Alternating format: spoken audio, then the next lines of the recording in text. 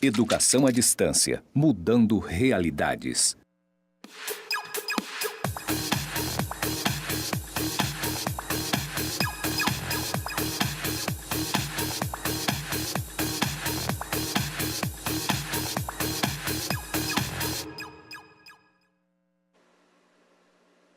Olá pessoal, sejam todos bem-vindos à nossa terceira aula, nossa última aula com novos conteúdos, a respeito de segurança da informação. Olá professora. Professor, tudo bom? Tudo bem? Então, essa é a nossa terceira aula, A próxima já vai ser a nossa aula de revisão.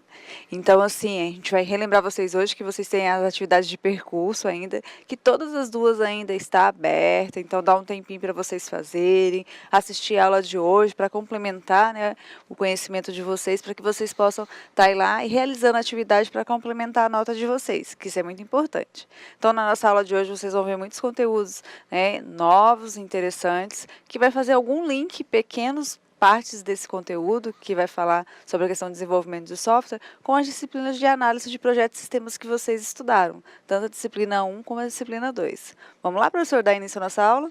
Vamos sim, exatamente sobre esses assuntos, Hoje nós vamos trabalhar com basicamente dois temas, mas que a gente entra em vários detalhes sobre eles. Vamos acompanhar aqui no conteúdo de hoje, que é a criação de aplicações seguras. Então verifiquem que é algo que é bem próximo com o que vocês estão envolvidos no curso, e a auditoria em sistemas computacionais, com o olho, com a visão em cima de sistemas computacionais, basicamente em cima de softwares, ok?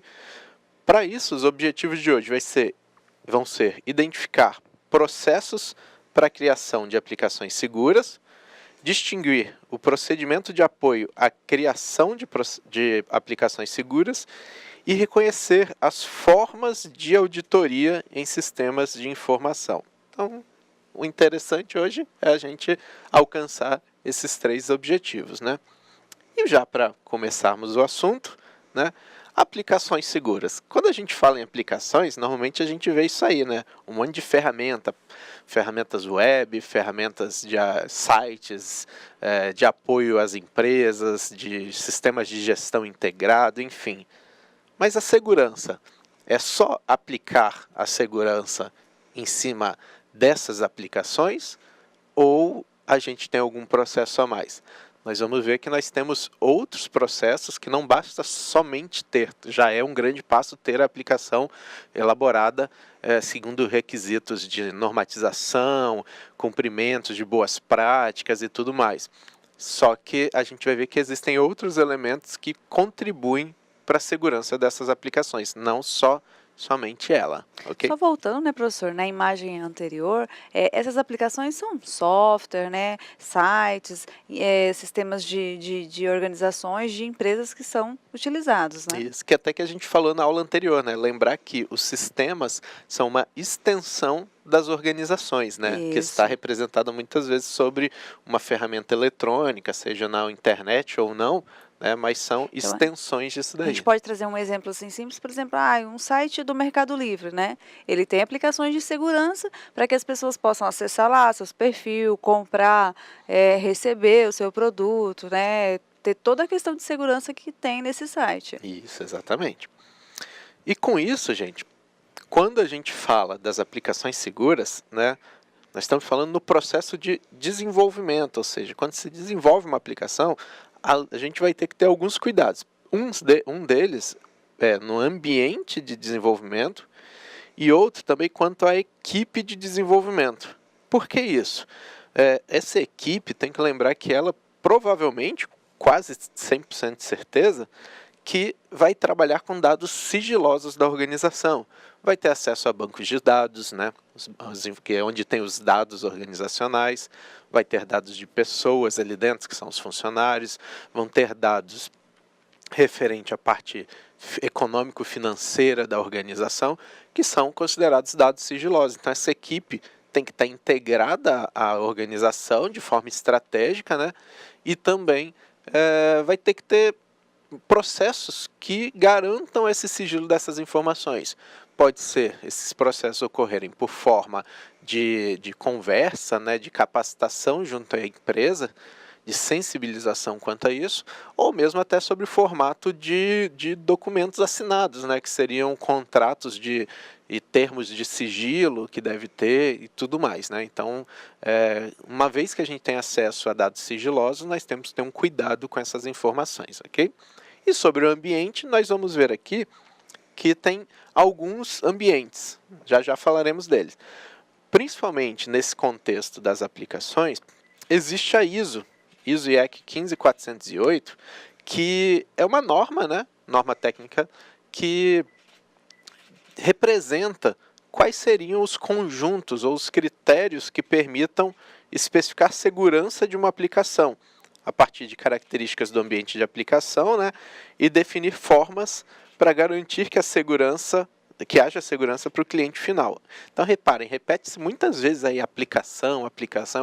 Exato, essa norma ela é específica para isso. Então, se vocês precisarem apoio em algum documento regulamentador, né, sobre o tema, podem recorrer à ISO, que lá vocês vão ter os elementos para isso, né? Você vê nesse pedacinho, né, professor, quando ele fala garantir a segurança de aplicações para clientes finais. Então, assim, voltando àquele exemplo que a gente deu do site do Mercado Livre, vocês estão colocando dados ali muito importantes de vocês, como, comprou no cartão de crédito, número do cartão de crédito. Então, eles têm que garantir, né, professor, que esses dados que vão estar ali no site, que ninguém, outra pessoa, vai ter acesso a essas informações que vão estar ali. Então, só você e a empresa. Tanto que no ato da compra ali, normalmente tem lá a questão de segurança do site para que vocês possam executar a compra com segurança. Isso, exato. Muito bem, então temos aí a ISO. E falando um pouquinho mais dela, a ISO, esta ISO, né, ela apresenta 4 níveis de segurança, né? O primeiro nível, ele envolve testar as funcionalidades do sistema quanto ao atendimento dos requisitos solicitados. Aí, professor, vamos fazer só uma pausazinha aí. Aí eles lembram aí, que requisitos são esses, né? Lembra lá que vocês estudaram na disciplina de análise de projetos? Então, a gente lá falou, assim, sobre a questão de requisitos funcionais, requisitos não funcionais, as restrições desse sistema, né? Então, todos esses requisitos, ele vai ter que atender esse software na questão de nível de segurança. Por quê? Para que esse software realmente seja seguro. Então, se ele atende aquela questão, ele vai ser um software com segurança para estar nesse nível da ISO. Exato. Então, o primeiro elemento é atender esses requisitos solicitados. Requisito estes também de seguranças. Identificar proteções necessárias, né? Vamos ver, olha, eu vou trabalhar num software, num sistema que está na web, está na internet. Então, esse servidor que vai hospedar esse software precisa passar por um firewall, que foi um elemento que nós já falamos aqui, né? Então, você vai identificar esses elementos de proteção. E esses testes que a ISO faz, ela é realizado, né, sem auxílio dos desenvolvedores também. Por quê? A intenção é que quando um usuário vai trabalhar com esse software, não vai ter sempre um desenvolvedor ou um analista de sistemas que vai estar auxiliando a pessoa a usar. Então, tem que simular um ambiente de um usuário comum trabalhando, né? Então, esse processo ele é sem nenhum auxílio. Já no nível 2, tem como foco garantir que as aplicações atendam os padrões pré-estabelecidos, ok? Esses padrões pré-estabelecidos são os padrões de desenvolvimento de software que foram definidos, padrões de legislações, né, professor, como a emissão de nota fiscal, né? Isso. Padrões de regras da própria organização. Às vezes a empresa tem padrões lá que foram estabelecidos na criação da empresa e tem que seguir aquilo lá, né, dentro do software também. Isso, exato. Também passa por verificação de vulnerabilidades, ou seja, lembra das vulnerabilidades, né, que são as fraquezas? Vai que o software ele abriu uma brecha para um tipo de acesso não autorizado, que você pode inserir um erro e ele dá um retorno. Ao invés de voltar uma página de erro, ele volta uma saída mostrando detalhes do banco de dados. Isso pode acontecer, então verificar justamente isso. E fazer os testes para validação de dados e segurança. Então, antes de se validar em nível 2, né, vai ter esses níveis de teste aí para saber, olha, os dados que eu estou lançando no sistema. Por exemplo, vamos pegar uma coisa bem simples, como que acontece na prática. Você tem um formulário no sistema que você precisa inserir um campo referente a valor de moeda, né? Por exemplo, real. A forma de expressar a moeda no Brasil é do números, né, vírgula, centavos, né, os números inteiros, vírgula, centavos. Digamos que o seu sistema, ele no lugar de vírgula, aceite somente o ponto, ok? Se você troca só esse elemento, isso pode gerar um erro na validação desses dados. Aí esse erro que está dando, ele tem que retornar um elemento correto, vamos dizer assim, olha, troque o ponto pela vírgula, não deixar passar, vamos dizer assim, a informação e depois ele fizer um cálculo errado lá na frente e dar um retorno que não tem integridade, vamos dizer assim, que ele dá alterado em relação ao original. Então faz isso daí. E junto com isso vai também a segurança, né? Porque esses erros podem impactar, por exemplo, em integridade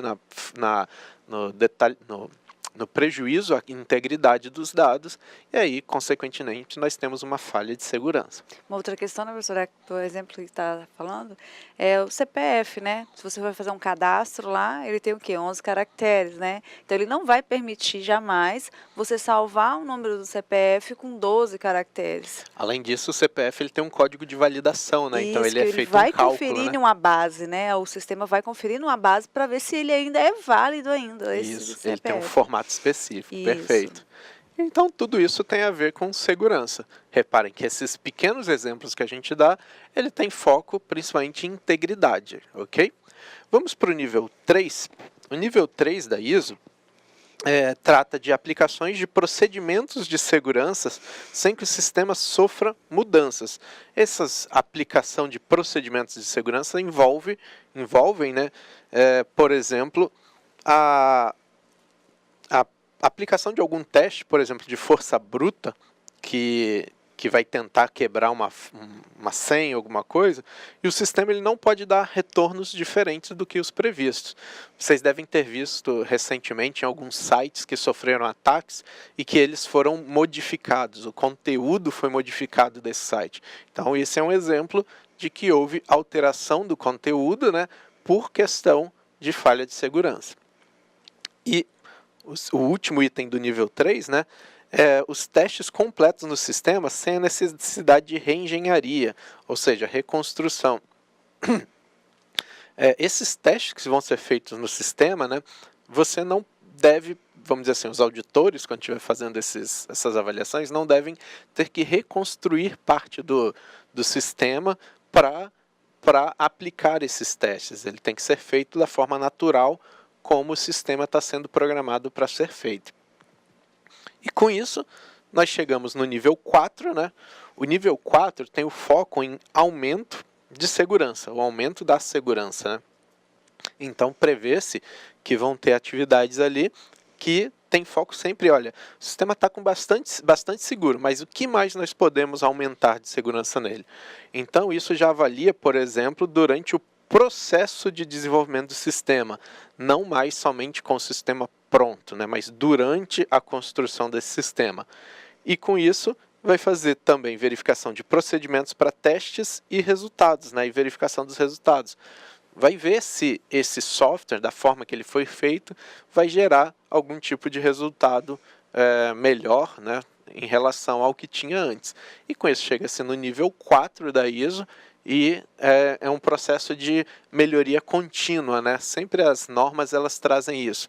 Depois que você atinge o máximo, você tem que voltar e reanalisar tudo para que você fique nesse ciclo de melhoria contínua do processo de desenvolvimento do seu software e, consequentemente, o software vai mostrar um resultado com mais segurança. Ok? Então, falamos de ISO. Vamos agora, então, falar do nosso ambiente de desenvolvimento. Nós falamos mais cedo sobre ele. Olha, o ambiente não é só a sala em que o software é feito, né? Mas sim os ambientes em que o software trabalha. E aí nós destacamos dois. Um ambiente de testes e um ambiente de produção. O ambiente de testes é um ambiente em que você disponibiliza o seu software, né, que está sendo produzido, para ser testado, para ser validado, para ver se ele está atendendo os requisitos.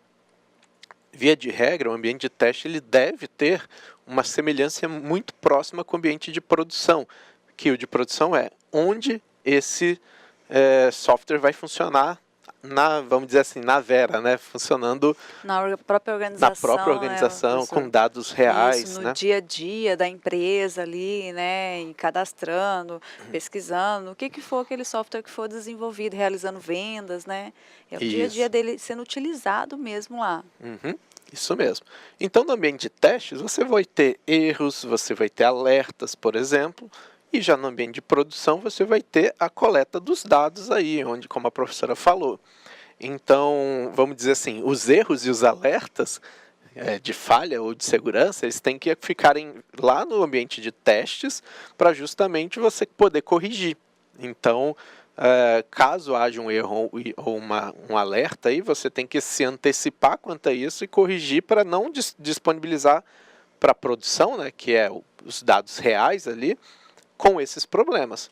Mas, obviamente, caso haja algum problema conhecido, por exemplo, como nós falamos, a inserção de um dado seguindo uma orientação, uma sintaxe diferente, o sistema tem que retornar avisos ao usuário para que isso seja tratado, ok? Então, 2 ambientes, produção e testes. Produção é onde o negócio vai funcionar mesmo. E aí, né, professor, é muito melhor você ter erros, né, acontecer problemas, receber alertas no seu ambiente de teste, para que você possa já ali tentar verificar o que foi, buscar, né, resolver aquela segurança lá, do que no seu ambiente de produção. E assim, não vai falar assim, mas é melhor não acontecer nenhum. Não, não existe um software perfeito. Então é muito antes vocês descobrirem na parte de teste do que na onde está lá produzindo no dia a dia da empresa já esse software já implantado lá. E um detalhe, professor, o ambiente de testes, ele pode ser, na verdade, deve ser até testado por usuários, né? Sim, não pelo analista ou pelo desenvolvedor que já conhece tudo e sabe como fazer. Tem que se usar os usuários, vamos dizer assim, para validar os dados. Afinal, são eles que trabalham com o software diretamente em seu dia a dia, ok? Então, ninguém mais especializado do que a pessoa que trabalha com isso, ou as pessoas, né? Aí, professor, também a gente também tem, quando a gente parte para a parte de desenvolvimento de software, nas grandes equipes, grandes projetos que são desenvolvidos, tem equipes que vão fazer a parte de teste de software que nem sequer passaram pela parte de desenvolvimento, além dos usuários, como o senhor acabou de falar. Isso, ótimo. Legal. Então, vamos falar de alguns detalhes da segurança no ambiente de desenvolvimento. São alguns que nós vamos abordar aqui, ok? Por exemplo, envolve uma gerência de configuração, a parte de documentação, testes de segurança, avaliação de vulnerabilidades e cópia de segurança. Esse último aí, colocamos em último, mas é um dos mais importantes. Vamos detalhar cada um deles. A gerência de configuração tem por função prevenir modificações, que são as inserções, as exclusões, sem autorização na documentação do sistema, ok? Mas na documentação, quando a gente fala aí, a documentação também envolve o seu código, certo? Então, em trechos de código, em parte deles. E para isso nós temos 2 principais, que é o controle de modificações e o controle de versões. Quanto ao controle de modificações, né, qual o objetivo? Armazenar todas as informações geradas durante o andamento das solicitações de modificação. Vamos dizer assim, você criou uma ação qualquer, né, colocou um critério que foi pedido no software para que fosse elaborado. Um usuário pediu, por exemplo, que o campo CPF não fosse obrigatório no cadastro de pessoas. Exemplo aleatório qualquer. Isso é um requisito de negócio, alguém solicitou isso. E quando você faz essa modificação, você tem que ter o registro. Foi solicitado pela pessoa tal para fazer essa retirada desse campo obrigatório, aí justifica por que lá e coloca. Só que você tem que ter controle sobre isso para saber que quando você tira esse campo de obrigatório, para saber se esse campo CPF não é necessário lá na frente em outra parte do sistema. Então, se você faz isso e tira simplesmente, sem qualquer análise, né, você pode gerar algum problema de de integridade nos dados do seu sistema. Imaginem assim, é um cadastro de pessoas. Aí a pessoa solicitou que retirasse a obrigatoriedade do campo CPF. Só que lá na frente vai ter um campo, por exemplo, uma funcionalidade chamada emissão de nota fiscal. A emissão de nota fiscal é obrigatório, o cadastro, por exemplo, do CPF, o requisito do negócio daquela área falou isso. Então você repare que há um conflito entre duas áreas de negócio que estão pedindo coisas distintas, né, que se separam. E você, nesse caso, como analista, tem que ver, olha, lá na frente vai ser requisito. Então, o negócio, você está me pedindo para tirar a obrigatoriedade, eu não posso por causa disso. Então, você fica na parte da análise do sistema, prever essas questões também. Para esses tipos de situações, existem alguns softwares. Trouxemos 2 para vocês, que é o Bugzilla e o IBM Clearcast. São softwares que você pode trabalhar para ajudar nesse controle de modificações. Já no controle de versões, vai fazer o quê? Permitir a evolução do sistema de forma distribuída. Ou seja, você vai poder ter equipes trabalhando em locais diferentes.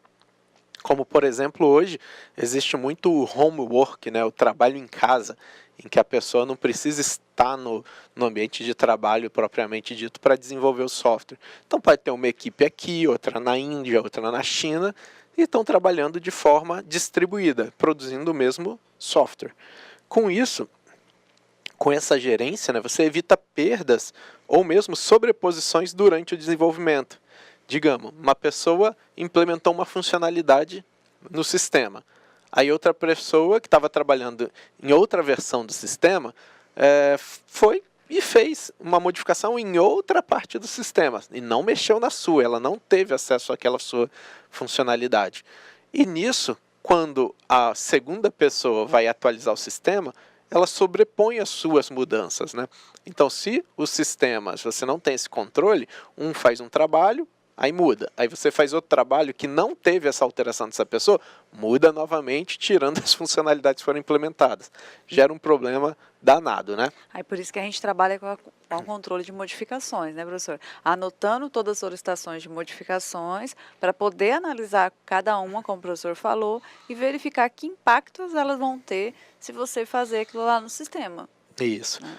E aí, nesse sistema de controle de versões, né, vai ter o quê? Cada mudança que for feita, né, é possível recuperar um trabalho que já foi feito. Digamos que eu trabalhei na versão 1 do sistema, coloquei lá, e vocês trabalharam na versão 1.1, e teve um outro colega que trabalhou na versão 1.2. Então, cada versão dessa tem o registro de cada modificação, né, que foi feita por cada um. Então, antes de vamos dizer assim, disponibilizar para o ambiente de testes e, consequentemente, depois para produção, essas versões elas são consolidadas, em que as alterações de cada pessoa que trabalhou em uma versão sejam agrupadas, né, em um único produto final que vai gerar para o usuário sem essas descontinuidades dos trabalhos que foram feitos, ok? Então isso é o que quando fala assim, tem que fazer o commit, né? Tem que agrupar tudo. Para essas ferramentas, para trabalhar principalmente com a evolução do sistema de forma distribuída, trazemos 2 para vocês, que são o GitHub ou Subversion. São 2 softwares que trabalham com esse controle de versões e traz um monte de outras funcionalidades também, tá? Isso integra com gerência de projetos, isso faz um controle muito, muito bem feito, né? E é bem utilizado no mundo inteiro essas ferramentas. Porque eu preciso registrar na documentação, que a gente vai falar mais à frente, né, professor? Todas essas solicitações, mesmo que eu não atenda essa solicitação, eu tenho que registrar que houve uma solicitação de mudança e aí fazer uma análise, uma justificativa por que não se alterou ou se alterou, para que possa ficar registrado também. Isso aí. Então, controle de versões, fundamental aí também para o processo de desenvolvimento. E aí chegamos na documentação, A documentação é a parte que normalmente os analistas menos gostam, né? Tem que ser feito, porque é fundamental, mas sempre gera um trabalho bem detalhado. E na verdade, né, professora, boa parte da documentação ela é construída antes de qualquer linha de código ser desenvolvida. Né? Então, assim, faz toda aquela parte de análise de requisitos que vocês viram na disciplina de análise, né? Levantamento antes, depois vai reformulando os requisitos, fazendo a análise, depois vai fazer toda a modelagem do software. Então, tudo isso faz parte dessa documentação. E aí, após esse software, né, ser desenvolvido, a parte do código, muitas documentação também faz parte dessa documentação. E é dentro do código, sob forma de comentários, né? Sim, sob forma de comentários, toda essa questão aí. Então, tudo isso daí é documento. Por quê? Porque não pode ficar só na cabeça de uma pessoa e eu não posso ter só o código ali no software. Eu preciso de ter isso documentado em forma de arquivo mesmo, de documentos lá, para que eu possa ter toda a história daquele software. E essa documentação, ela tem como princípio, né, que possa se dar continuidade à evolução do sistema e manutenção dele, né? Porque normalmente as equipes se trocam, né? Sim, ninguém, né, vai ficar ali num cargo pro resto da vida, né? Infelizmente as pessoas também morrem, né, professor? Então, com isso, a documentação ela tem todo o papel de dar esse apoio, né, de que o software possa ser evoluído, que possa ser dado manutenção. Quantas vezes a gente já não ouviu bem assim, nossa, esse código é tão complexo ou não tem nada de documentação que é melhor eu construir do zero, né? Imagina se a gente fosse fazer assim com casas, né? Que custo isso não tem para construir uma casa do zero, do que dar uma reforma e tal. É a mesma coisa num ambiente de produção de software. É muito mais caro você reconstruir do zero, né? Porque você tem que fazer todas as validações e tudo que já foi feito para trás fica deixado de lado? Não, a gente tem que ter continuidade disso. Então, falando da manutenção, da documentação, além de tudo isso foi falado, ele também tem uma parte que é para apoio aos usuários do sistema e também aos administradores, sob uma forma de manual, né? Que vai ter, por exemplo, instrução de uso, descrição das funções de segurança, administração e manutenção do sistema e também, como falamos, pode estar no código-fonte do sistema. Então, pensando na visão dos usuários do sistema, isso seria um manualzinho. Olha, utiliza-se dessa forma, lance os campos assim e etc. Uma descrição de todas as telas do de sistema todas as também, telas, normalmente isso. tem, né, um print, né, e tem lá explicando como funciona, como vocês devem preencher cada tela do sistema. Isso daí, professora, também tem uma coisa interessante. Quando a gente fala dessas partes de segurança, de documentação, normalmente no sistema a gente tem uma abinha lá, um menuzinho lá em cima chamado Help. Você já deve ter visto isso, né? Ou Ajuda, né? Então, tá lá no canto superior, normalmente tem lá um menu Ajuda, você clica e abre outros menus, né? Para você falar, eu quero ajuda do sistema, eu quero o histórico do sistema, enfim. Isso daí é uma parte de documentação apresentado sobre a forma incorporada ao sistema, ok? Que você, pelo próprio sistema, pode acompanhar o que precisa ser feito. Pedir ajuda, né? Uma ajuda imediata, né, professor? Isso, não precisa chamar a pessoa ou abrir um documento, né? E com isso nós chegamos também nos testes de segurança. Ele é utilizado para garantir que a aplicação esteja atendendo os pré-requisitos definidos, os pré-requisitos de segurança, né? E para isso existem ferramentas case, que são ferramentas que vão ajudar. Ela é voltada para engenharia de software, correto? Mas são ferramentas que vão ajudar, principalmente com testes automatizados de alimentação, de instalação e de aceitação. Por exemplo, a gente trabalha normalmente os sistemas eles trazem muitos campos para serem preenchidos, né? Pensem aí num sistema de cadastro qualquer, um cadastro de produto, um cadastro de venda, enfim. Se você analisar bem, é um formulário que as pessoas preenchem, os usuários preenchem os campos para esses formulários. Imagine que um formulário qualquer tenha, vamos dizer aí, 20 campos para serem preenchidos e todos são obrigatórios. Para uma pessoa ficar digitando, inserindo um a um, vai ser demorado, vai ser trabalhoso, pode ter erros por causa do volume, né, de trabalho, que e muito mecânico e tal. Essas ferramentas elas vão preencher com dados aleatórios, respeitando os elementos que são exigidos ali naquele questionário, e enquanto uma pessoa faria uma, inserção dessa, a ferramenta vai fazer, sei lá, algumas centenas, vamos dizer assim. Então você consegue gerar volume de dados para fazer os testes de segurança que precisam, ok? E aí também, quando tem a parte de instalação e aceitação, é para saber, olha, eu instalei o software e fiz os testes todos, eles estão aceitos, né? Então você consegue validar que esses testes de segurança foram aprovados ou não, né? Que precisa ser revisto e tal. Também temos a parte de avaliação de vulnerabilidades, né? Vulnerabilidades, sempre lembrando aquelas fraquezas que tem, quais fraquezas que o sistema pode ter. Então, isso daqui tem um olhar para cima do mau uso do sistema. Mau uso seria não porque alguém vai usar errado de forma proposital, mas que tem que lembrar que, muitas vezes, o usuário ele não detém o conhecimento do nível de detalhes que o sistema exige.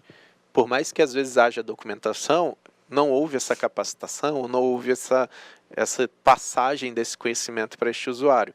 Então, o mau uso que a gente fala é nesse sentido. Digamos que aquele campo de formulário que a gente falou, que eram 20 itens, todos obrigatórios, o usuário foi e deixou em branco uma parte, né? Aí o sistema tem que tratar, fala, olha, o campo X é obrigatório, preencha no formato tal.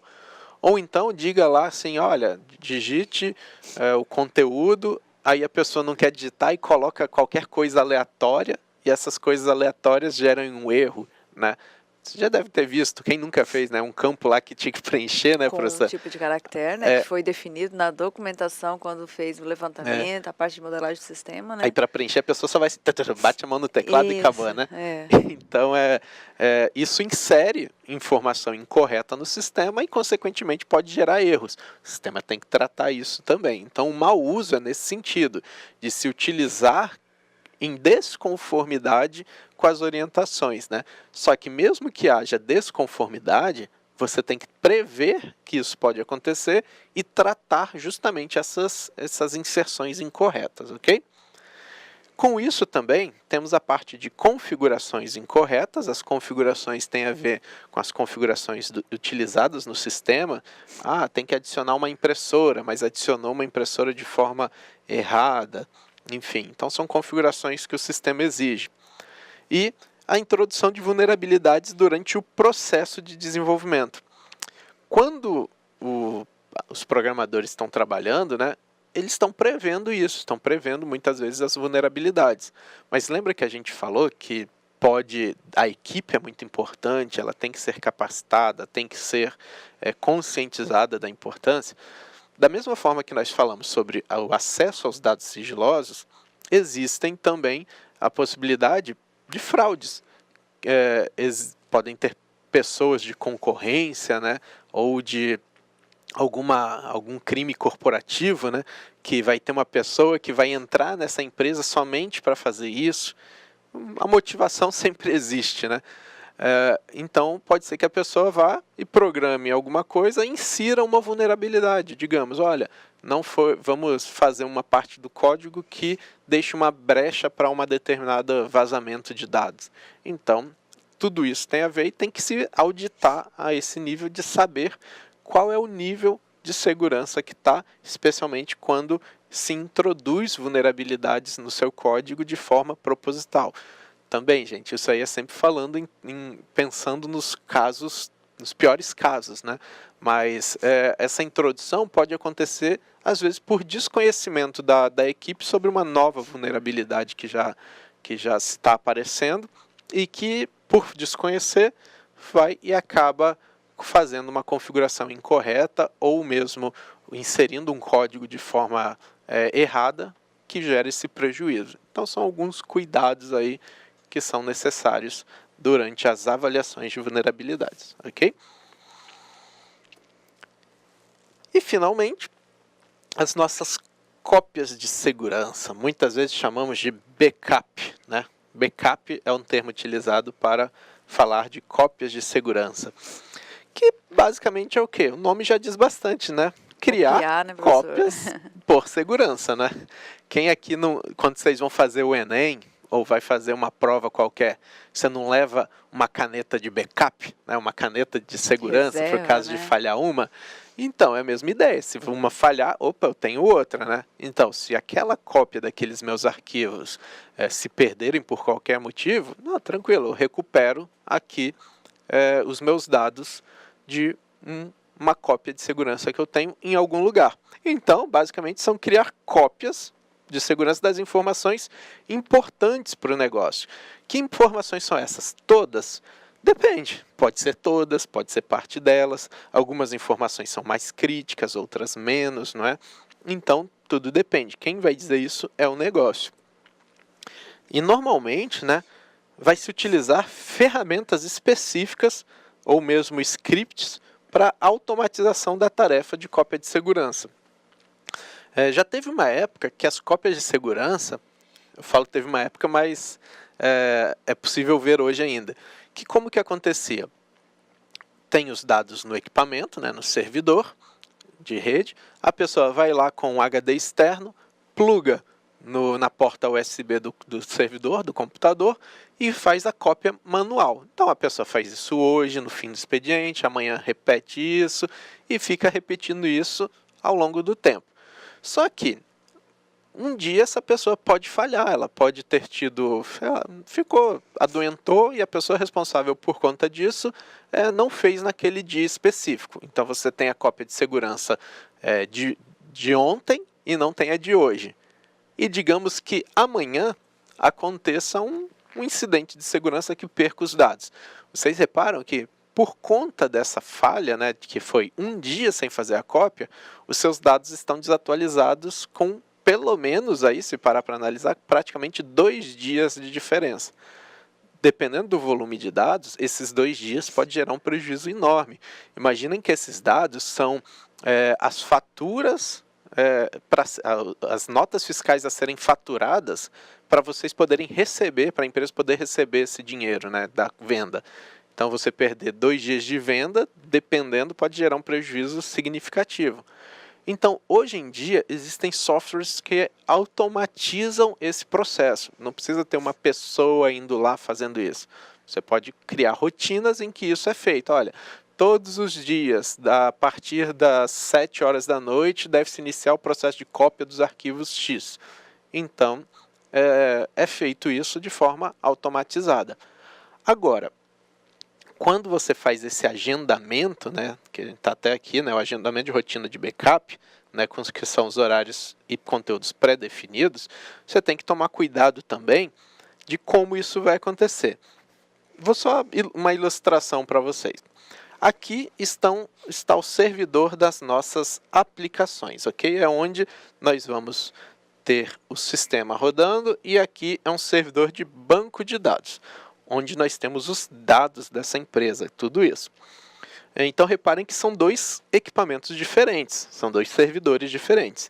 E o backup, sugere-se que ele aconteça em um servidor de backup, né, que seria esse daqui, né?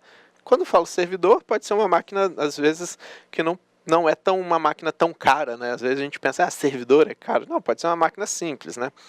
Esse servidor, ele vai ter que se comunicar com os 2 equipamentos, né, o de aplicação e o de banco de dados, e fazer a transferência, né, dos arquivos de cada um deles.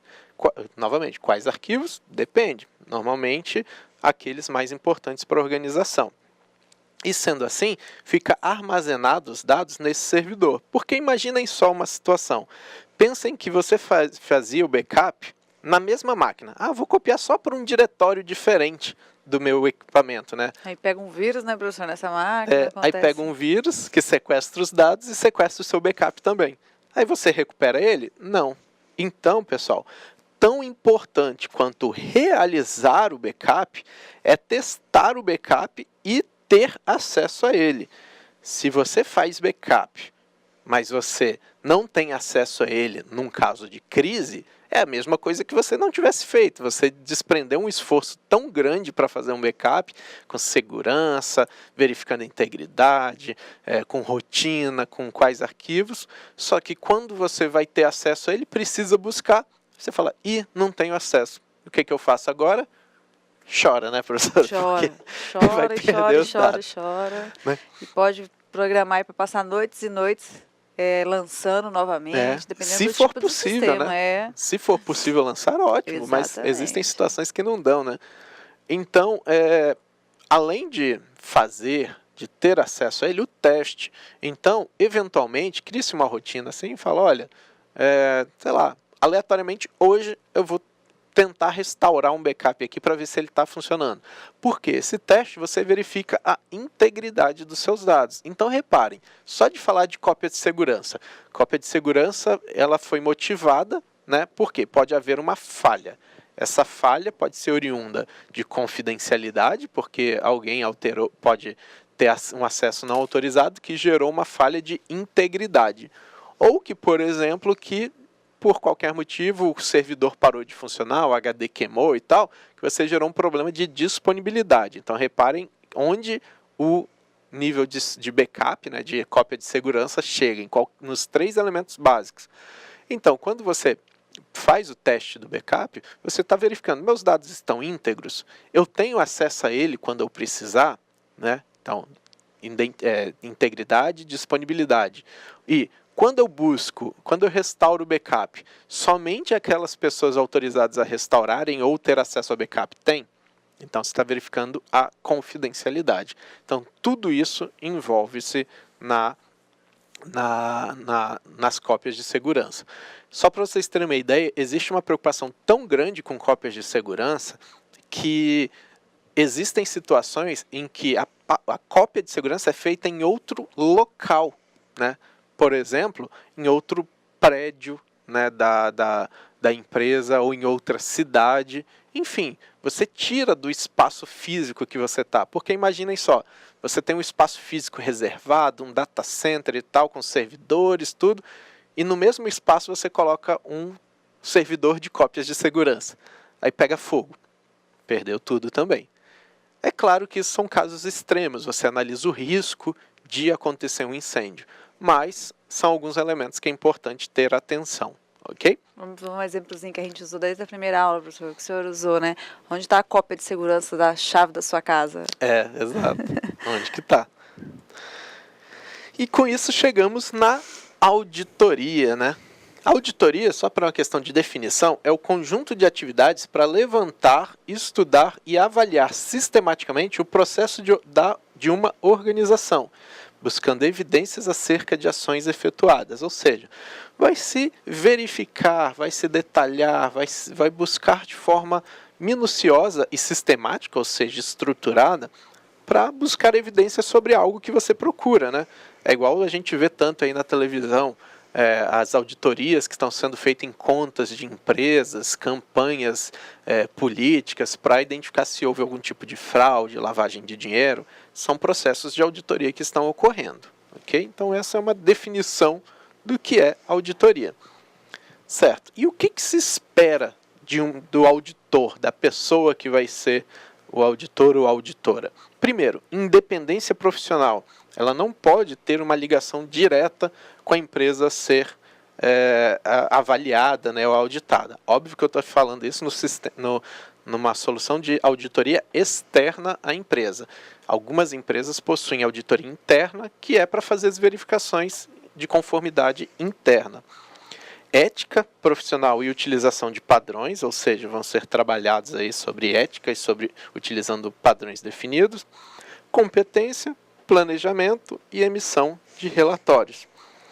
Então, quando a gente fala disso daí, tem as etapas de auditoria, que parte do planejamento, depois vai para escolha da equipe, da escolha de equipe vai para a programação das atividades da equipe e execução dos trabalhos. Okay? E quando retorna um novo trabalho, volta para o planejamento. Então, a sequência seria essa.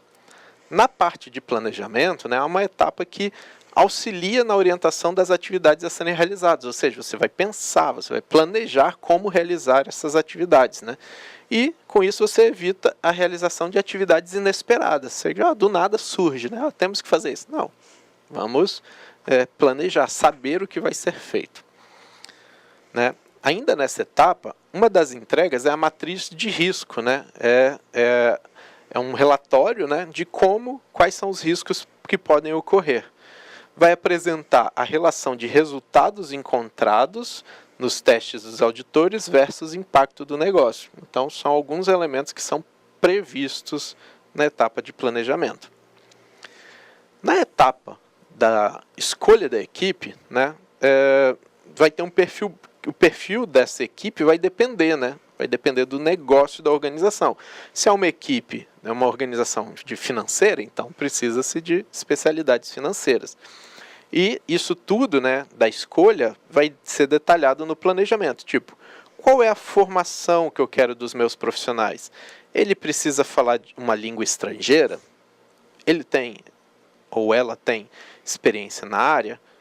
Tem disponibilidade para viagens? São algumas perguntas que você pode fazer, porque os auditores eles precisam ter uma formação normalmente mais ampla e ter uma experiência muito maior sobre alguns elementos. As empresas podem ter filiais, né, professor, em outro país, né, e precisar dessa viajar, interferência, né? isso. E na parte de programação das atividades da equipe, né, deve ter uma pessoa responsável por gerenciar os trabalhos, né, a serem desenvolvidos pela equipe de auditoria. Essa pessoa é que quando a gente fala, o encarregado, né, sempre tem isso. Essa pessoa que ali vai gerenciar essa equipe como um todo. E deve estar alinhada com o planejamento. A pessoa tem que saber do planejamento para saber como trabalhar. E já na execução, né, dos trabalhos, durante a auditoria, deve-se garantir a qualidade e certificar que as tarefas foram adequadamente realizadas. Como que é feito isso? Muitas vezes, pelo fato de você ter os padrões, ter os instrumentos regulatórios, você pode falar, olha, a equipe seguiu o padrão de auditoria X, né, que existem diversos instrumentos de boas práticas aí. Então, garantindo que a equipe de auditoria seguiu esse padrão, vai-se trabalhar, vai ter a certeza de que as tarefas foram realizadas de forma adequada. E o resultado, né, do trabalho de auditoria deve ser apresentado para a organização em forma de relatório, né, que lá vai ter as orientações de adequações de segurança para a empresa seguir, ou seja, vão haver sugestões ali de como melhorar, ok? Então, e a empresa deve fazer, né, seguir para essa orientação. Então, nesse processo de auditoria, novamente, o resultado é um relatório, sob forma de um documento, que a auditoria ela vai sugerir, né? Ela vai falar, olha, faça isso, faça aquilo. São algumas orientações que a intenção é que as empresas sigam, né, para poder adequar a sua organização, no caso de segurança da informação, nesse exemplo, né? Mas, novamente, ela sugere. A auditoria ela não tem poder de falar, funcionário, faça isso, né?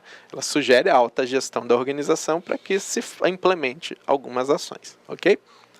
Feito isso, finalizamos o nosso conteúdo e só vamos passar pela nossa atividade de sala, atividade para vocês fazerem agora no intervalo, né?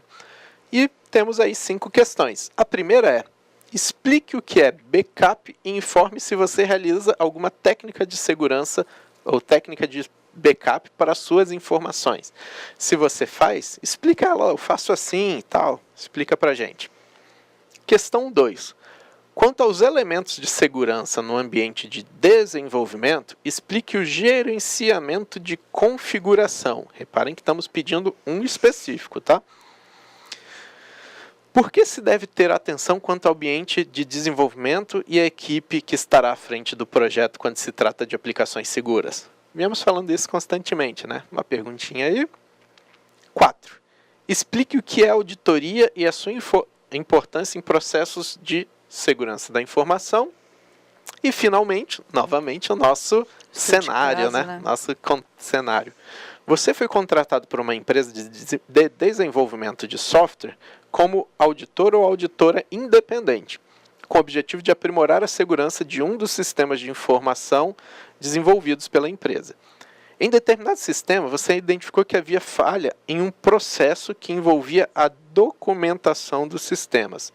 Como você colocaria em seu relatório, que é a documentação que, a sua o que é a importância. documentação e sua importância no processo de desenvolvimento de aplicações seguras e qual seria a sua recomendação. Então, essas são as nossas atividades, passamos aí para vocês e nos encontramos já já com a correção, ok?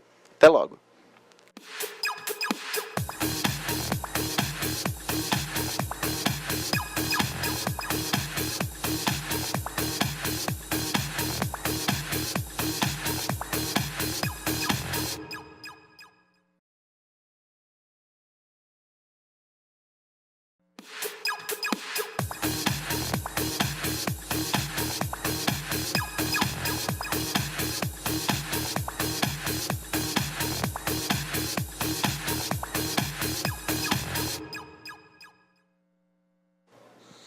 E aí, pessoal, conseguiram fazer as atividades?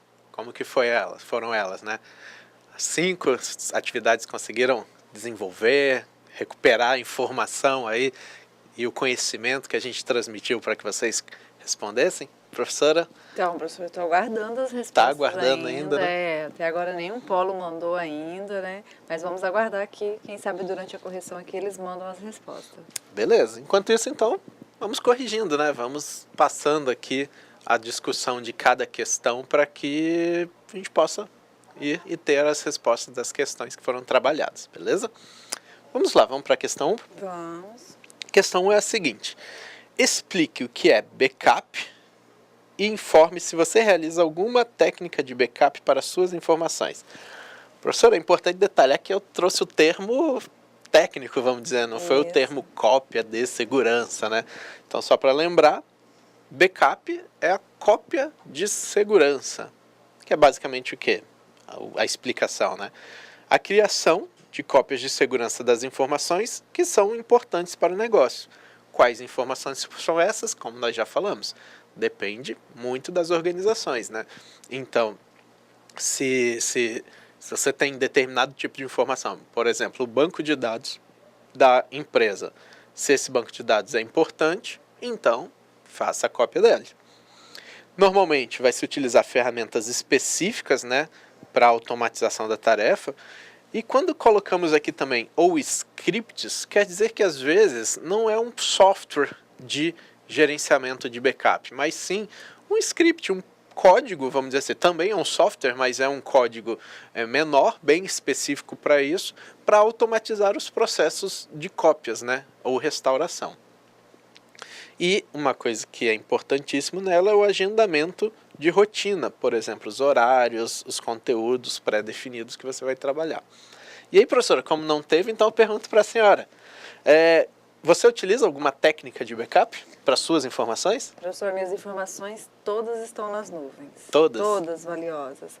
Mas eu lembro assim que na época que eu fiz a minha dissertação de mestrado, eu, além de salvar nas nuvens, salvava num HD? No HD externo, mandava uma cópia por e-mail, mandava para não sei quem. Teve uma vez da versão, a penúltima versão mesmo, eu estava salvando assim 2 HD, além de estar na nuvem, toda essa informação assim. Mas hoje praticamente eu deixo quase tudo nas nuvens mesmo. Tá, então as técnicas que você utiliza são gravar em um serviço de nuvem de armazenamento na internet, né? E um dispositivo. E no dispositivo. Então, reparem, ela tem 2 lugares que ela recupera as informações.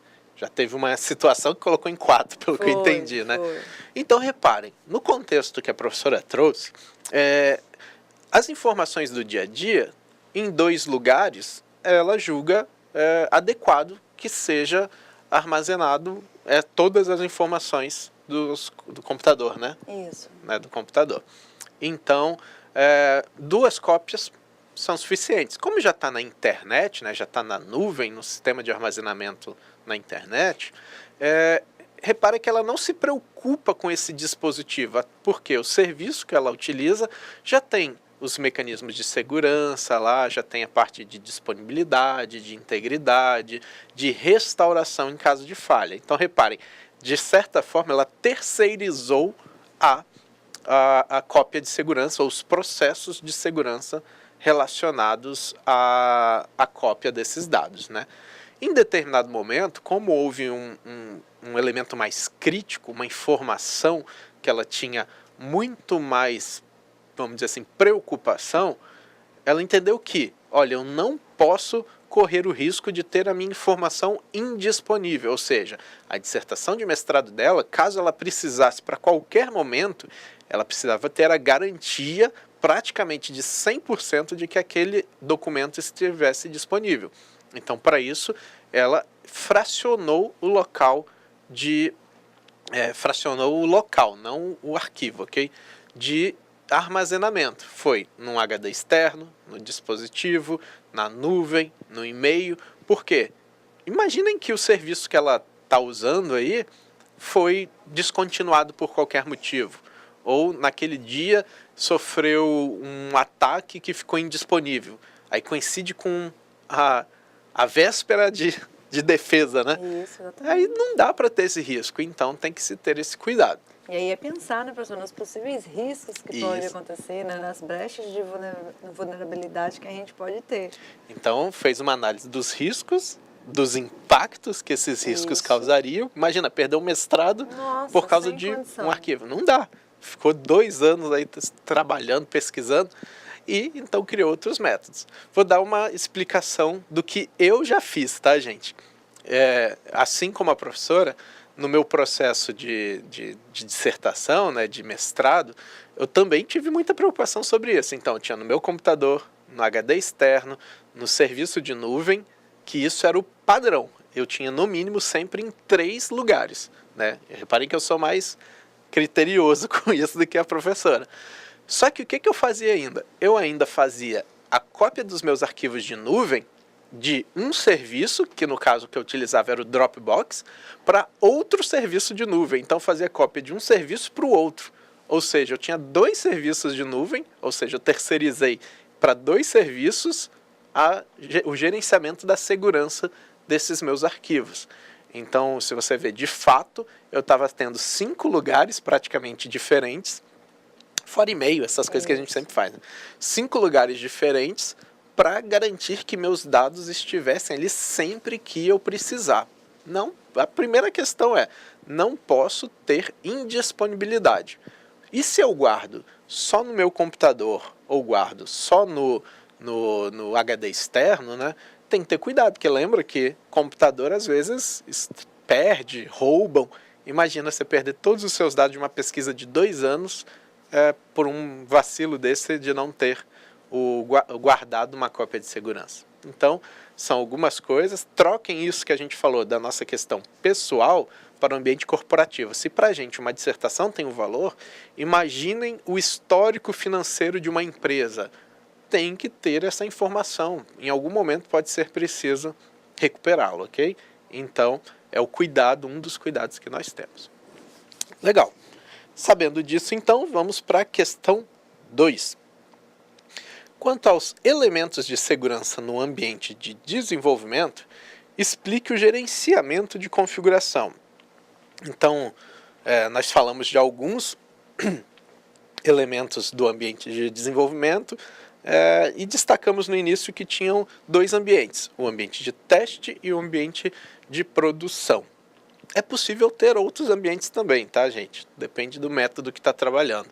Mas nós estamos trazendo 2 para vocês aqui. Então tem esses 2 ambientes, só que nós queremos falar especificamente do gerenciamento de configuração. Então essa ferramenta, né, de gerenciamento de configuração tem por função prevenir modificações, inserções, exclusões de forma não autorizada, né, na documentação desse sistema. E para isso nós temos os nossos 2 tipos de controles que foram apresentados, que são o de modificação e os controles de versões, né?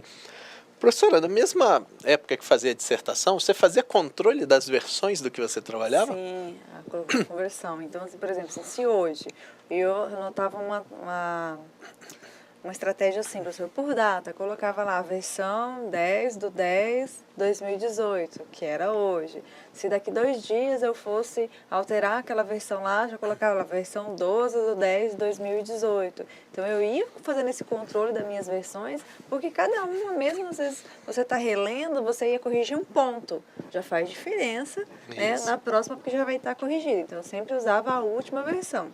E aí, toda vez que fazia essas correções, ia fazendo de novo toda a atualização em todos os locais que estavam salvo a versão do meu documento. Isso aí. Então, reparem, a professora ela controlava as versões do trabalho dela pela data, né? Que então ela recuperava a última versão. Para o quê? Não trabalhar com um produto, né? Que no caso era o documento da dissertação, desatualizado. Então, se pretendia trabalhar sempre com as versões que houveram as modificações mais novas. Em contrapartida, em algum momento é possível que ela apagasse uma parte, porque, não gostei disso daqui, vou tirar, né? Não vou usar esse pedaço, sei lá, um parágrafo de um texto. E aí digamos que lá na frente ela fala, poxa, não, mas aquele parágrafo eu precisava mesmo. Então ela pode voltar na versão que ela estava, recupera só aquele trecho e adiciona no produto dela, que é a dissertação, que é o trabalho do mestrado. Troquem isso para um software. Um software você está produzindo codificação constantemente. Às vezes você implementou uma função ou uma funcionalidade sobre um determinado tipo de regra, aí lá você decide, não preciso mais disso, vou tirar, vou apagar. Aí quando você está lá na frente, poxa, preciso disso em outra parte do sistema. Então você reaproveita o código. O reaproveitamento de código permite você ter economias, por exemplo, de tempo para ficar fazendo, né, a mesma coisa. Então essa é uma dos elementos que a gente detalha aqui, né, sobre o controle de modificações e de versões. A gente falou primeiro de versões, né? Ou seja, vai registrar as mudanças feitas de forma que é possível recuperar um trabalho que já foi feito, né? Ou que já foi feito, ou então para poder fazer a unificação aí das versões que cada programador trabalhou, que muitas vezes é distribuída, ou seja, remotamente. E trouxemos 2 softwares como exemplo, que foi o GitHub ou o Subversion. Existem outros também. Já o controle de modificações é aquilo que a gente estava falando antes, né? Olha, durante o procedimento da criação do software, né, vocês devem fazer o gerenciamento dessas solicitações de modificação. Então, um usuário solicitou uma função específica, você registra essa solicitação, qual foi a estratégia de criar essa solicitação, e por aí vai. Ou que pediu para tirar, então usar isso daí para controlar. E elas devem ser analisadas na mesma ordem que elas são recebidas, professor. Então, assim, se primeiro eu vou deixar um tempo para a equipe que está fazendo teste lá, utilizando lá, analisar esse software lá. Então, eu vou recebendo essas notificações, vou colocando em ordem e depois eu vou analisando cada uma delas para ver se eu vou fazer a nova adequação solicitada ou se não. Ok. E trouxemos 2 softwares como sugestão para conhecimento, Bugzilla e IBM Clearcast. Ok? Então essa foi a nossa questão 2. Caso surja alguma coisa, é só me sinalizar aí. Ok? Vamos para a nossa questão 3, que é: por que se deve ter atenção quanto ao ambiente de desenvolvimento e à equipe que estará à frente do projeto quando se trata de aplicações seguras?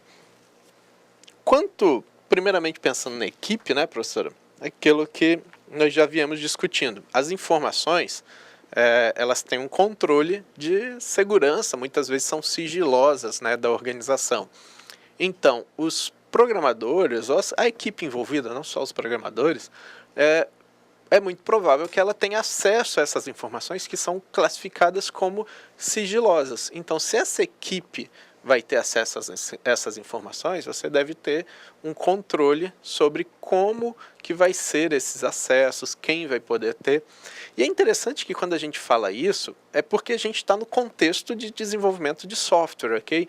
Mas o controle de qual informação e o nível de segurança que ela deve existir é em nível da organização como um todo. Para isso que existe a política de segurança da informação.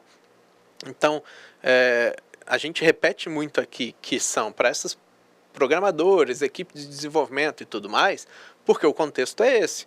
Mas, se a gente estiver trabalhando em nível da organização, o contexto é a organização e, mesmo assim, vão ter controles sobre as pessoas que terão acesso a essas informações que são sigilosas ou são delicadas aí.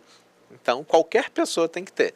mas no contexto nosso, né, de desenvolvimento de aplicação segura, então, quanto à equipe, nós falamos, elas vão ter provavelmente acesso a informações sigilosas da organização. Então, por isso, é um dos principais cuidados, né?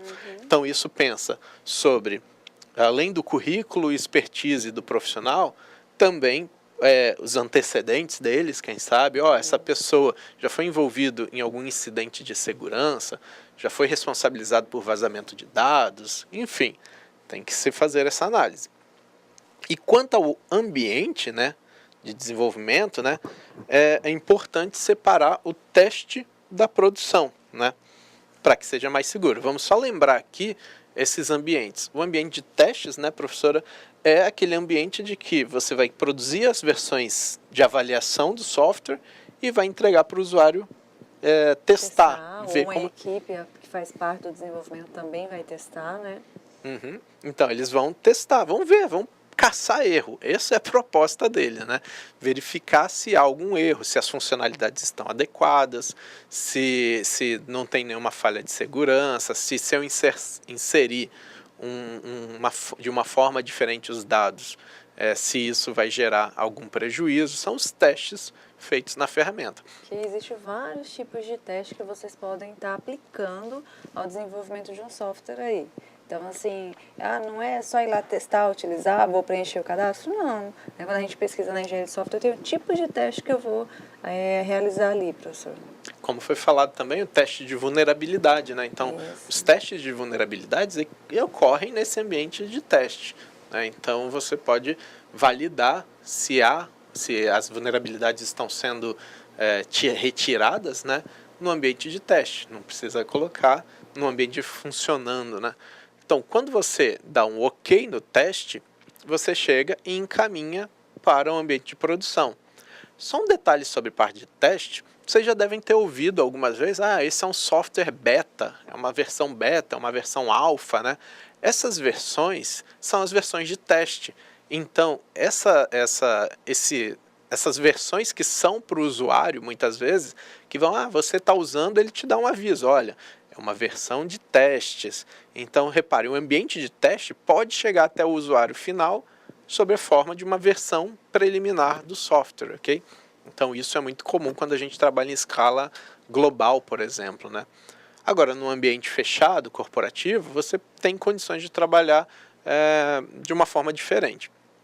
Então, depois disso, vai para o ambiente de produção, que é onde o negócio está valendo, onde o software está funcionando mesmo no dia a dia, que está lá com as suas funcionalidades e tendo seus requisitos todos atendidos. É um monte de usuário trabalhando, né, professor? É gente inserindo dados. Onde antes tinha uma pessoa, vai ter 100 pessoas, às vezes, inserindo dados simultaneamente. Você já tem um sistema funcionando na empresa, né, professor? Então, você já tem um banco de dados. E esse banco de dados vai fazer o quê? Vai fazer a portabilidade para o novo sistema. E quem está fazendo isso daí, muitas das vezes, é a equipe de desenvolvimento que vai lá para fazer esse primeiro procedimento, para ver se o novo sistema vai se adequar a esse novo procedimento. Isso mesmo. Então, o ambiente de produção é aquele ambiente real, é onde você está trabalhando valendo, que as informações ali são reais, que é o dia a dia da empresa, é tudo que você está produzindo mesmo, ok? Então, esse é o ambiente que você encaminha, preferencialmente o software com o mínimo de falhas possíveis. Não vou falar que é sem falha, porque em algum momento pode ocorrer, beleza? Vamos então para a nossa questão 4. Explique o que é auditoria e sua importância em processos de segurança da informação. Então, nossa palavrinha-chave, auditoria. Então, auditoria, né, como definição, é o conjunto de atividades para levantar, estudar e avaliar sistematicamente os processos de uma organização, buscando evidências acerca de ações efetuadas. Então, vai se buscar de forma sistemática, ou seja, estruturada, definida ou regulamentada, algumas evidências sobre algo que você busca. No nosso contexto, evidências sobre falhas ou vulnerabilidades de segurança da informação. Então, vai se buscar isso. Então, vou ter pessoas capacitadas que conheçam da tecnologia e conheçam do processo para falar, olha, você fez assim, teria que ser feito de outro jeito. Ou adiciona uma função de segurança que amplia a confidencialidade. Sua senha do seu sistema está sendo passada em texto plano. Vamos colocar uma senha criptografada, aplicando um algoritmo de criptografia, coloca essa função no software e por aí vai. Então, Professor, a gente, os alunos mesmo devem ter ouvido, né, nesse período eleitoral, né? Acho que a maioria dos nossos alunos já votaram esse ano, né? É a questão de auditoria que a gente ouviu falar nas urnas eletrônicas, né, professor? Foi feito, né? Então, muitos dos nossos alunos ouviram falar nesse período sobre a auditoria que foi feita para ver se realmente a urna é segura. E a urna o quê? O software que está rodando nela ali. A urna não é só o equipamento, não é só o equipamento, é o software ali dentro. É o software que está rodando lá. E repare, né, o nível de criticidade, né, é a escolha de um representante, é um processo democrático. Então, o nível de criticidade disso foi considerado altíssimo pelo Brasil, especialmente pelos tribunais aí eleitorais, que houve participação de auditores independentes externos para acompanhar o processo. Teve urnas que foram sorteadas, né? Interessante que o sorteio foi com aquele globo de bingo, né? Isso. Que pegava que um são número. Numeradas, né, as urnas. Isso. E aí chamou-se esses números, fez da forma mais analógica possível, vamos dizer, sobre isso, para pegar urnas aleatórias em todo o território nacional para retirar e fazer uma análise posterior, né? Então, houve auditoria, é considerado uma situação tão crítica, né, em nosso país, crítica no sentido de que precisa se garantir o direito ao voto e o sigilo dele, né, e também a integridade, correto, que você tem que votar naquela candidato ou naquela candidata, tem que ser aquele, não pode ter alteração, que chamou-se auditorias externas, não só a interna, né? E não foi analisado só a urna, foi o processo, como é entregue, como é retirado, o lacre, né, terceirização, né? Enfim, então a auditoria vai investigar ali de forma que ache evidências sobre possíveis problemas. Isso. Não tivemos retorno ainda sobre essa auditoria, mas provavelmente será divulgado depois. Com certeza. Muito só bem. achei um link bacana porque eles ouviram muito falar nesse procedimento. Perfeito, né? É um exemplo perfeito.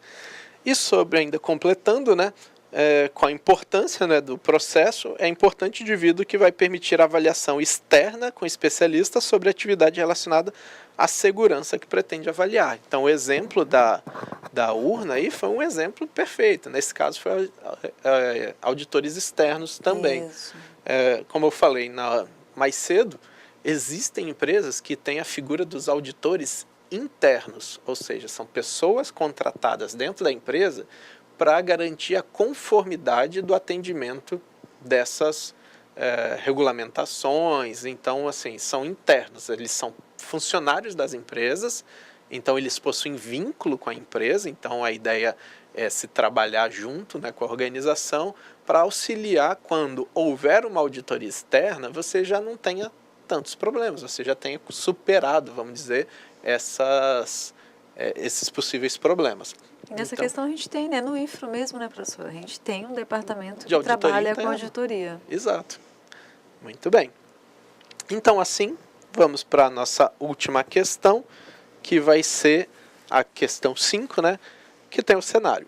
Você foi contratado ou contratada, né, por uma empresa de desenvolvimento de software como auditor ou auditora independente, ou seja, você é uma pessoa que está trabalhando de forma externa, né, contratação externa da empresa, com o objetivo de aprimorar a segurança em um dos sistemas de informação desenvolvidos. Em determinado sistema, né, nesse aí, que você foi chamado, você identificou que havia uma falha no processo que envolvia a documentação, ou seja, você foi lá, analisou, buscou evidências e viu que o software não tinha documentação, né? E lembra que a gente falou que precisa de um relatório, né? A auditoria, um dos processos de entrega é o relatório. Então, como você colocaria no relatório o que é a documentação, que você precisa definir, né, para caracterizar o que você está procurando, e sua importância no processo de desenvolvimento de aplicação segura. E qual, no final, seria a recomendação que se daria a esta empresa a respeito da documentação. Então, repare que existe todo um contexto. Professora, eu vou perguntar para você, qual seria só a sua recomendação sobre isso? A empresa não tem documentação de um software. Primeira coisa que ela documentasse. Então, Porque não pode existir uma empresa hoje que tenha um software lá instalado, que utiliza, que manipula as contas a receber, a pagar, os cadastros dos clientes, o estoque dela, num sistema que não tem documento, que está simplesmente só o código lá. Então, vem novas funcionalidades que precisam ser implementadas nesse sistema. Eu não posso simplesmente só ir lá no código lá e alterar lá e colocar para funcionar. Precisa estar no documento. Eu preciso saber o que é que o sistema que está na minha empresa, como ele funciona realmente. ok, então olha, a professora como auditora, ela não vai aceitar, ou melhor, não aceitar, né? Ela vai recomendar que haja documentação. E isso eu acho que todos nós concordamos. Que se não tem, faça ter. Como? Produza, né, essa Isso. documentação. E muitas das vezes, professor, eu já vi assim, de empresas que existem, às vezes a gente fala assim, não existe uma empresa que tem um software lá que não existe documento. Foi criado pela pessoa e foi utilizando, foi implementando, foi modificando. Existe, né, professor? Sim, sim. Muitas empresas que têm software sendo utilizados lá que não tem um documento, não tem uma linha de nada escrito lá. Então, o que acontece? Às vezes eles contratam um novo serviço de desenvolvimento de um novo sistema, porque é muito mais fácil do que fazer a reengenharia de pegar o sistema pronto e fazer a parte de reconstrução dele no modelo que ele está hoje. Exato. Então, a solução seria documentar. Como fazer isso? Implementando. Só uma coisa, tá? Quando às vezes a gente fala que tem empresas que não têm, etc., é pela experiência no dia a dia, né? Mas isso nem sempre é regra e nem sempre é exceção. E não ter, não quer dizer assim, a empresa simplesmente não quis fazer ou as pessoas envolvidas não quiseram fazer. A gente sabe que quem trabalha com desenvolvimento de software normalmente tem muitos projetos. E na etapa de documentação, fica às vezes para uma responsabilidade, só que ela acaba entrando no dia a dia, e o projeto está atrasado, precisa acelerar, entregar um outro e tal, que aí se prioriza a funcionalidade perante a documentação. Mas como nós estamos aqui, é conscientizar vocês também, enquanto profissionais dessa área, que a documentação tem uma importância muito grande, ok? E se for ser auditado, também tenha essa documentação. E sendo assim, para definir, né, o que é a documentação, é como se fosse o manual, né, para apoio aos usuários e administradores do sistema. E também esse manual com as regras de segurança, né, as instruções para os programadores, também para os usuários finais e com as funções de segurança para a administração e manutenção desse sistema. Então, como sugestão, né, como orientação da auditoria, a documentação deve existir e pode estar em forma de documento de texto ou de alguma ferramenta de apoio, como, por exemplo, aquele help, né, do sistema, aquele menuzinho de ajuda. É claro que hoje em dia existem documentações de outras formas, como, por exemplo, em forma de vídeo já também, que tem a tela, né, que alguém manipula a tela, sendo gravado. Enfim, então existem diversos instrumentos para gerar a documentação desse sistema, ok? Então, nesse sentido, a gente finaliza a nossa questão. Isso. Professora, mais alguma consideração? Não, acho que é isso mesmo, né? A gente aguarda que eles revisem o material durante a semana, né, professor? Para que na próxima aula a gente faça uma revisão e eles façam uma excelente prova. Isso aí. Então, para a aula que vem, nós temos a revisão do nosso conteúdo e uma avaliação para verificar se vocês conseguiram cumprir aí ou entender o que nós estivemos trabalhando aqui. Só para não deixar de lembrar, nós temos a nossa atividade de percurso que ainda está disponível, ok? Façam lá. Feito isso, obrigado, gente, e nos vemos na próxima, ok? Tchau, tchau.